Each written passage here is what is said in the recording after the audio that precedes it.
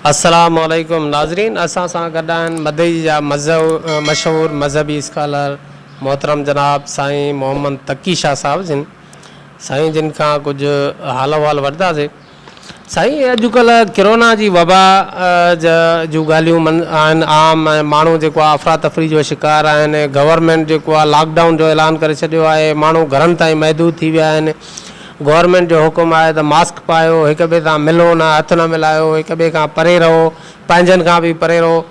ऐं तव्हांखे त न मास्क पातल आहे, न का अहिड़े क़िस्म जी का शइ नज़र थी अचे। तव्हां भिक में बि वेठा हो, असांजे हथ बि मिलायो था, यारनि दोस्तनि सां कचहरी बि कयो था, त तव्हां इन खे छा था सम्झो त इहो कोरोना वायरस? कोरोना वायरस हुजे या ॿी का वायरस हुजे, पहिरियां खां वठी इहे वायरसूं हलंदियूं रहियूं हूंदियूं न। हाणे नई त इहा कोन थी, अलाह बि जंहिं पुराणो आहे त बीमारियूं बि अलाह ॾों जेके आयूं त उहे पुराणियूं त इहे थींदियूं रहियूं, बाक़ी नाला बदिलबा रहिया आहिनि। हाणे इहा मिसाल कोरोना था चवनि, हाणे उन जे लाइ बि असां भला छा कयूं, ख़ुदकशी कयूं छा? त हाणे बाबा हाणे बि मरंदा, बाबा मरंदासीं त ज़रूरु। असांजो जीअं अक़ीदो आहे ख़ासि करे मुस्लमाननि जो त इज़ा असाबतुहुम मुसीबतुन क़ालू इन्ना लिल्लाहि व इन्ना इलैहि राजिऊन। इज़ा असाबतुहुम मुसीबतुन यानी मुसीबत तव्हांजे मथां अचणी आहे ऐं तव्हांजी आज़माइश आहे, ज़िंदगी सॼी आज़माइश आहे, त उन लिहाज़ सां असां उन खां डिॼूं कोन पिया। बाक़ी हाणे माण्हू डिॼारनि ॾाढो था, बाबा हीअं बि थींदो, उहो बि थींदो, वॾेरनि ॾे वञूं था त वॾेरा बाबा हथु न मिलाइजो। बाबा नथा मिलायूं, त भला ज़रूरी त आहे हथु मिलाईंदासीं त बसि, या न मिलाईंदासीं त पोइ वरी बची वेंदासीं, पोइ वरी मरंदासीं। न मरणो त आहे हर हालत में। साईं जेको आहे त असांजे मज़हब इस्लाम में अलाह साईं या पाण करीमनि जे तरफ़ां जेका असांखे मैसेज अलाह साईं जो आयल आहे, उन में एहतियात त बहरहाल ॿुधायो वञे थो त कोई वबा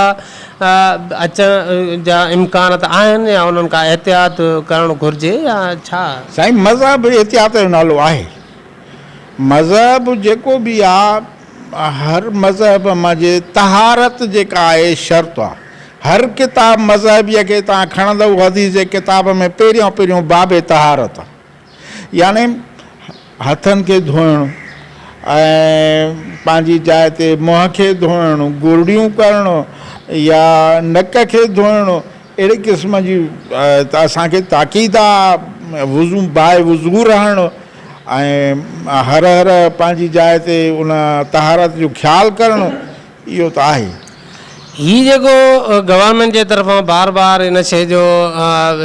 चयो वञे थो त बार बार हथ धो ऐं साबुण सां धो, त छा माना हथ में वायरस चुंबड़ंदा आहिनि हथ इहो? ऐं उन खां पोइ जेको आहे साबुण सां ई हथ धोइणु ज़रूरी आहिनि छा, ईअं पाणीअ सां बि धोइण सां हथ पाक साफ़ थियनि था? पाणी साईं आबे मुतलक जेको आहे, पाणी जंहिंखे ख़ालिस पाणी चइजे, उहो पाणी कुदरत अहिड़ो पैदा कयो आहे जंहिंमें आबे हयात आहे। यानी आबे हयात माना अहिड़ो पाणी जंहिंमें ज़िंदगी आहे। इंसान खे पैदा ई अलाह ताला पाणीअ मां कयो आहे। हा, वल्लज़ी ख़लक़ कुल्ल शइ मिनल माए, अलाह ताला पाणीअ मां हर शइ खे पैदा कयो आहे। उन एतबार सां पाणी वॾी तहारत करे थो सघे, पाकाई करे थो सघे। बाक़ी हाणे वधीक असां पंहिंजे इत्मीनान जे लाइ वधीक पोइ असां साबुण बि इंसान इहो पाणीअ मां ई ठाहियो आहे न, हर शइ पाणीअ मां ठही आहे,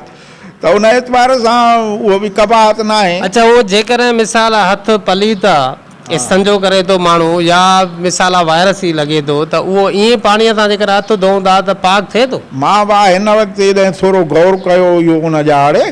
त यार ॻाल्हि इहा आहे त हथ त पाणीअ सां धोऊं, जॾहिं असां इस्तंजो कयूं हथ जेकॾहिं साबुण सां धोऊं, वरी इस्तंजो कयूं त उते बि साबुण हणूं छा? त उहो त साबुण सां कोन था हणी सघूं। हर हर असां मिसाल पैखानो कयूं या पंहिंजी जाइ ते पेशाब कयूं, वरी उनखे बि पाणी हणूं, ओ साबुण हणूं, इहो त मूंखे मुमकिन कोन पियो लॻे, न को कोई करे ई सघंदो हूंदो। उन एतबार सां बाक़ी जाते पलीती पाक थी सघे थी त हथ छो नथा पाक? जंहिं जाइ तो पलीती निकिरे थी, पायखानो निकिरे थो या पेशाब निकिरे थो, उन जाइ खे जॾहिं असां साबुण नथा हणूं त त हथनि कहिड़ो हथ त एतिरो गंदगीअ में कोन था वञनि सम्झ में नथी अचे हिननि जी ॻाल्हि मां ॾिठुमि त हिननि जी ॻाल्हि इहा कूड़ी आहे असांजो ईमान रहियो आहे या असांजो इहो अमल रहियो आहे त हमेशह पाणीअ सां ई असांखे तहारत ऐं पाकाई मिली आहे साबुण जो इस्तेमालु तॾहिं थींदो आहे जॾहिं गिलास त शदीद हुजे ऐं उन जा धॿा हुजनि जिस्म ते हुजनि या कपिड़नि ते हुजनि त पोइ असां साबुण इस्तेमालु कंदासीं पर जेकॾहिं उहे धॿा असांजे जिस्म ते बि कोन्हनि कपिड़नि ते बि न आहिनि त ईअं बि असां पाणीअ सां धोई छॾींदासीं त असां उन में पंहिंजी जाइ ते तहारत हासिलु करे वेंदासीं पाकाई मिली वेंदी साईं ॻाल्हि इहा आहे त इहो साबुण जेकॾहिं हिकिड़ो साबुण रखी छॾे माण्हू ऐं उहो सभई हणनि त इहा त वरी बि पंहिंजी जाइ ते बीमारी वरी हिननि में फैलिजी वेंदी जंहिं हिकिड़े इस्तेमालु कयो वरी ॿियो उहो साबुण इस्तेमालु करे त उनखे बीमारी लॻी सघंदी त उन एतबार सां असां वटि हिकिड़े खे ख़ारिश हुई मां उहो साबुण हयो त मूंखे बि ख़ारिश थी वई उन लिहाज़ सां वरी जुदा जुदा साबुण हुजनि एतिरा बाक़ी ॻाल्हि आहे इहा त साफ़ु पाणीअ सां जेको पछाड़ीअ में चवनि था साबुण या साफ़ु पाणीअ सां धो साफ़ु पाणी जेको आहे उनखे असां चवंदा आहियूं आबे मुतलक फ़िक़ह जे एतबार सां आबे मुतलक यानी उन में का शइ जी मिलावट न हुजे उहो आबे मुतलक आहे उन में कुदरती इहा सलाहियत आहे उहो जिस्म खे पाक बि करे थो साफ़ बि करे थो ऐं इन खां इहो ई काफ़ी आहे इंसान जे लाइ अच्छा ॿियो साईं माना हीउ जेको हिन वक़्तु नमाज़ पढ़ण खे सख़्तु जेको आहे मस्जिदनि ते सख़्ती कई वई आहे बाजमात नमाज़ ते सख़्ती कई वई आहे इवन काबतुल्ला शरीफ़ खे बि माना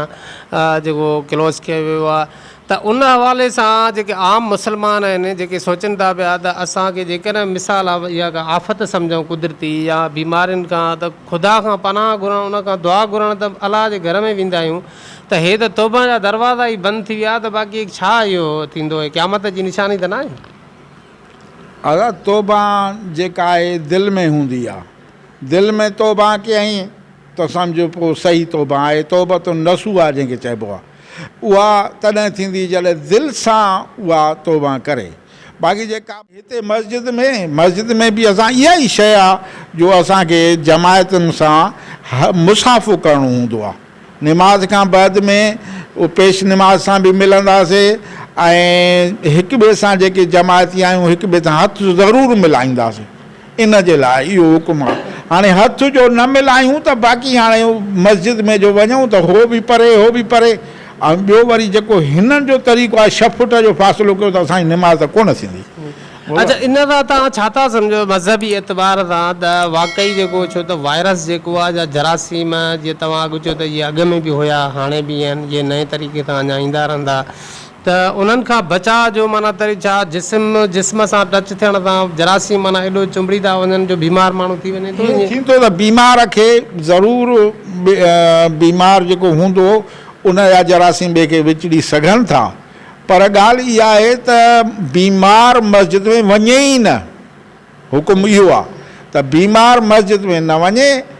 बाक़ी उहो घर में रहे ऐं पंहिंजे एहतियात सां पंहिंजो इलाजु कराए अहिड़ी विचड़ंदड़ बीमारी जेकॾहिं हुनखे आहे पर जंहिंखे बीमारी क्लियर न थी आहे जंहिंजी उहो बि न वञे हीअ चवनि था त माना जेके वायरस लॻे थो त बाज़ारि हुन जा आसार नज़र नथा अचनि उनखे पर उनखे बीमारी इहा लॻल हूंदी आहे इहा ज़ाहिर माना 4-5 ॾींहंनि खां पोइ थी थिए त उनजे करे उहो एहतियातन कोई बि न वञे मथां इन में हुजे त शक जे बुनियाद ते छा इहे मस्जिदूं बंदि करणु या हिक ॿिए सां समाजी लाॻापा टोड़णु इहो सही अमल आहे न शक खे दरगुज़र कबो आहे हुकुम आहे पैगम्बर जो त शक खे तव्हां दरगुज़र कयो यकीन खे वठो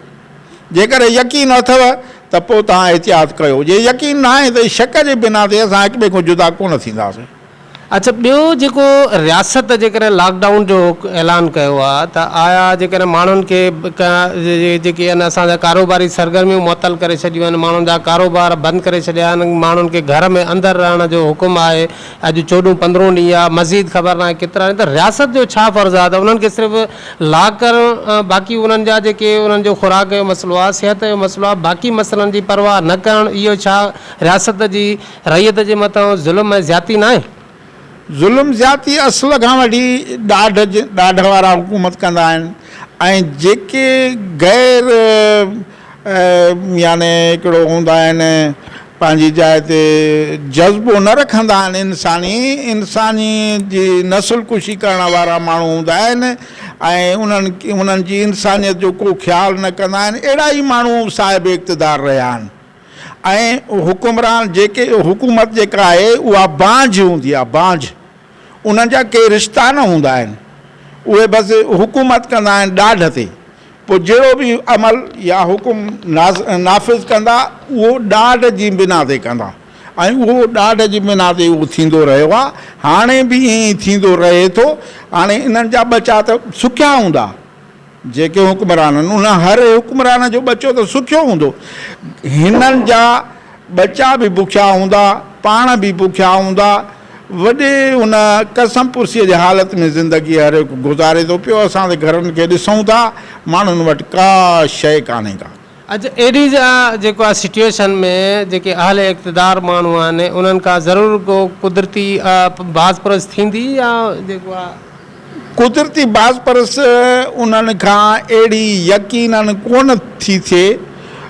जो असां चऊं त बाबा उहे बि वरी पंहिंजे मज़े सां हुकूमत करे मरी था वञनि, ऐं को अहिड़ी शइ जेकॾहिं थिए न हा त पोइ वरी अहिड़ो कमु कनि बि कोन हा, इहा शइ कोन थी थिए। बाक़ी जेकॾहिं हया ऐं ईमान हुजनि त पोइ ईअं न कनि, हया ईमान त उन्हनि में हूंदो कोन्हे। अच्छा, त पोइ ही माना जेको आहे जेकॾहिं उहे रैयत जे मथां एॾी नाजाइज़ी बि कनि था, नाइंसाफ़ी बि कनि था, त आख़िर माना उन्हनि खे सज़ा जेको आहे त कहिड़ी मिलंदी, कॾहिं मिलंदी? बसि सज़ा इहा क़यामत ॿुधायो वियो आहे, बाक़ी हिन जहान में सज़ा त का ख़ासि कोन थी नज़र अचे जो कंहिंखे अहिड़ी सज़ा आई हुजे जो ॿिया वरी उन मां सबक़ु हासिलु कनि, अहिड़ी त हीअ जेको मौजूदा माना हुकूमत जो रियासत जो जेको हुकुम आहे ऐं मौजूदा सिचुएशन जेका मौजूदा हालात आहिनि हिते तव्हांजे साम्हूं आहिनि त ग़रीब माण्हू इंसान कहिड़ी कंडीशन में आहे, इन सूरत में हुकूमत जो जेको इहो हुकुम आहे लॉकडाउन जो, इनखे तव्हां कहिड़ी नज़र सां ॾिसो था? इंसाफ़ ते मबनी आहे या नाइंसाफ़ी ते मञणु घुरिजे? अदा असां मजबूर आहियूं, असांखे पंहिंजी इज़त बि घुरिजे, पंहिंजी जान बि घुरिजे, ऐं जेको सुकून आहे घर में इहो बि घुरिजे। असां में वेढ़ जो मादो आहे कोन जो असां बग़ावत कयूं हुकूमत सां,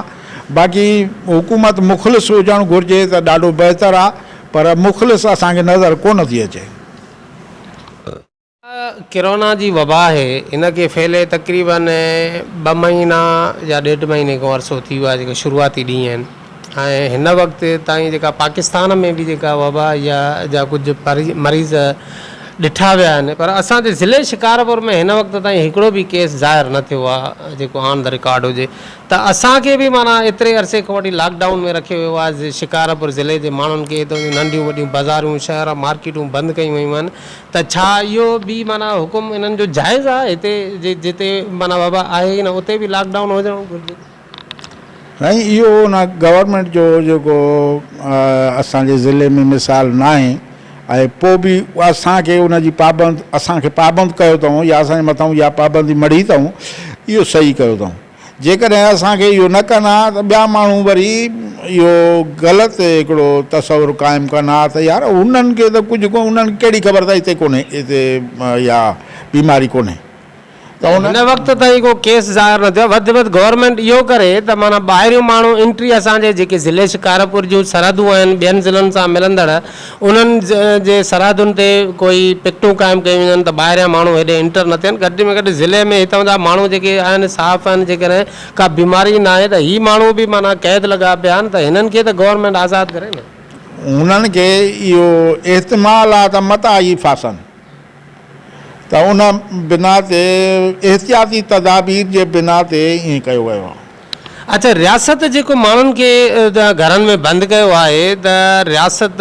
खे छा करणु घुरिजे उन्हनि जी ज़रूरतुनि जे हवाले सां पूरा, त केतिरे क़दुरु उन्हनि जी ज़िमेवारी आहे जेका उन्हनि खे अदा करणु घुरिजे? रियासत वारनि सभिनी जी निंड फिटणु घुरिजे। हिकिड़ो आहे त फिटल अथनि, आराम सां घर न वेही रहे, जेको बि जंहिं इलाइक़े जो जेको बि अमलदार आहे ऐं उनखे सौंपियो वियो आहे इहो कमु, त हू उन्हनि जो देखभाल करे, उन्हनि जो ख़्यालु करे छा कनि साईं हिन वक़्तु त रियासत सिर्फ़ु बंदि करण जे माण्हू जेको निकिरे थो उन्हनि सां विढ़नि था, जेको दुकान खोले थो उन्हनि सां विढ़नि था, जेको रेड़ी खोले थो उन्हनि सां विढ़नि था, जेको पिड़ी खोले थो उन्हनि खे विढ़नि था, जेको मोटर साइकिल ते कंहिंखे वञे थो ॿाहिरि उन्हनि खे मोटाइनि था, गाॾियुनि वारनि खे मोटाइनि था। ॿियूं ज़रूरत वारियूं शयुनि जूं का ज़िम्मेवारी रियासत जी न आहे छा? रियासत जी ज़िम्मेदारी आहे, इहो वाज़े आहे। असांजे जेके हुकुमरान रहिया आहिनि उमर बिन अब्दुल अज़ीज़ जे ज़माने में, ऐं उन इहो ॿुधायो हो वाज़े नमूने सां, सभिनी किताबनि में लिखियलु आहे त जेकॾहिं मुंहिंजे हुकूमत में दरिया जे परियां हिकिड़ी ॿकरी बुख मरी वई त इहे उमर बिन अब्दुल अज़ीज़ खां तव्हां पुछी था सघो। त उन एतबार सां हिननि हुकुमराननि जे मथां बि इहो वाजिबु आहे, लाज़िम आहे त हर हिकु माण्हूअ जो ख़्यालु कनि, उन्हनि जे सिहत जो बि ख़्यालु कनि, उन्हनि जे बुख बदहालीअ जो बि ख़्यालु कनि, ऐं जेकॾहिं न कंदा त पोइ इहे सही माना में हक़ अदा नथा कनि ऐं इन्हनि खां ज़रूरु बासपरस कई वेंदी। रियासत वटि हिन वक़्तु एतिरा वसीला ई न आहिनि जो हर माण्हूअ खे घर वेठे को खाद खुराक ॾेई सघनि या उन्हनि जूं ज़रूरतूं पूरियूं करे सघनि। त इन सूरत में जॾहिं रियासत खे एतिरी ताक़त आहे ई न, पोइ बि माना रियासत छा एतिरो माना हक़ रखे थी त सिर्फ़ु लॉकडाउन करे बसि? न, रियासत जे मथां इहो हक़ आहे जेतिरो बि हस्बे लियाकत उहो मुख़लिस हुजनि ऐं उहो मुख़लिसाना अंदाज़ में हर हिकु माण्हूअ सां ताउन कनि, ऐं हर हिकु शहरीअ जो उन्हनि जे मथां हक़ु आहे। ऐं जेकॾहिं को बुखियो या कोई बीमार जेकॾहिं ईअं बग़ैर इलाज जे बग़ैर ग़िज़ा खुराक जे मरी वियो त उहो इन्हनि जे ॻिचे में आहे ऐं उहे उन जा जवाबदार रहंदा। नाज़रीन, जंहिं बि अञा ताईं असांजो ही न्यूज़ चैनल सब्सक्राइब न कयो आहे उन्हनि खे गुज़ारिश आहे त असांजी हौसला अफ़ज़ाई जे लाइ प्लीज़ असांजे हिन न्यूज़ चैनल खे सब्सक्राइब करियो, लाइक शेयर ऐं कमेंट्स बि ज़रूरु करियो।